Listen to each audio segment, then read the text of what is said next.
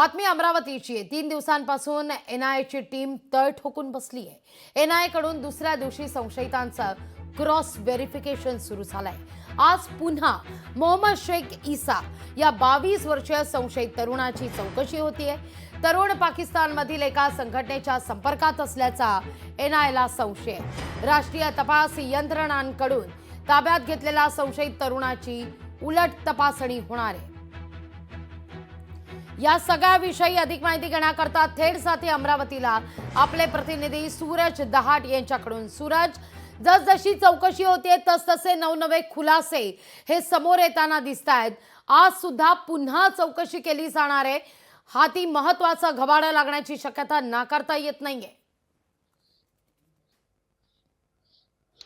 नक्कीच लागवीजी, आपण जर पाहिलं तर गुरुवारी पहाटे 4 वाजता जे आहे अमरावतीच्या छायानगरमध्ये राष्ट्रीय तपास यंत्रणा असतील, सोबतच जर पाहायला गेलं तर रॉ असतील, आयबी असतील, या 3 महत्त्वाच्या ज्या गुप्तचर यंत्रणा आहेत त्यांनी अमरावती शहरामध्ये धाड टाकली होती। त्यांनी धाड टाकल्यानंतर अमरावती शहरामध्ये एकच खळबळ उडाली होती, कारण का 22 वर्ष तरुण अमरावती त्याचे काही आंतरराष्ट्रीय लोकांसोबत काही संबंध आहेत का, त्यांनी आंतरराष्ट्रीय कॉल केले का, या अनुषंगाने संपूर्ण तपास करण्यासाठी जो आहे राष्ट्रीय तपास यंत्रणा अमरावतीमध्ये दाखल झाली होती। खरं तर पाहायला गेलं तर आतापर्यंत त्याची जवळपास 25 तासापेक्षा जास्त कालावधी उलटून गेला। त्याची चौकशी झालेली आहे। काल त्याला रात्री उशिरा 9:30 वाजता त्याच्या मामा आणि त्याच्या वडिलांशी त्याला स्वाधीन करण्यात आलं होतं। मात्र पुन्हा एकदा सकाळी जर पाहायला गेलं तर 9 ते 9:30च्या दरम्यान ज्या पुन्हा एकदा त्या तरुणाला जे 22 वर्षीय तरुणाला अमरावतीच्या राजापेठ पोलीस स्टेशनमध्ये आणण्यात येणार आहे। आणि जर पाहायला गेलं पुन्हा एकदा सकाळपासून ज्या चौकशी सुरू होणार। मात्र या 25 तासाच्या चौकशीमध्ये जर बघितलं गेलं तर अतिशय महत्त्वाचे कागदपत्र आणि अतिशय महत्त्वाची जी माहिती आहे राष्ट्रीय तपास यंत्रणाला मिळाली आहे। कारण का आपण जर पाहायला गेलं तर गेल्या 5 ते 6 महिन्यापासून संपूर्ण तरुण आहे तो तरुण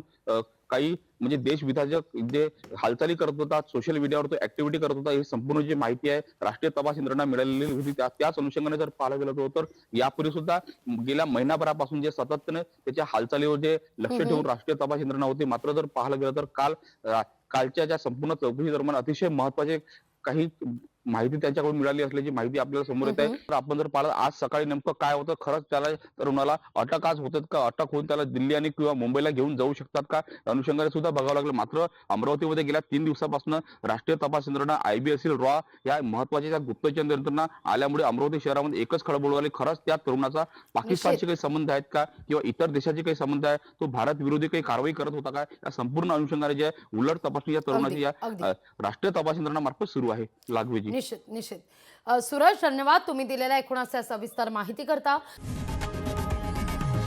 लोकशाही मराठी ऐका, पहा, जागरूक रहा।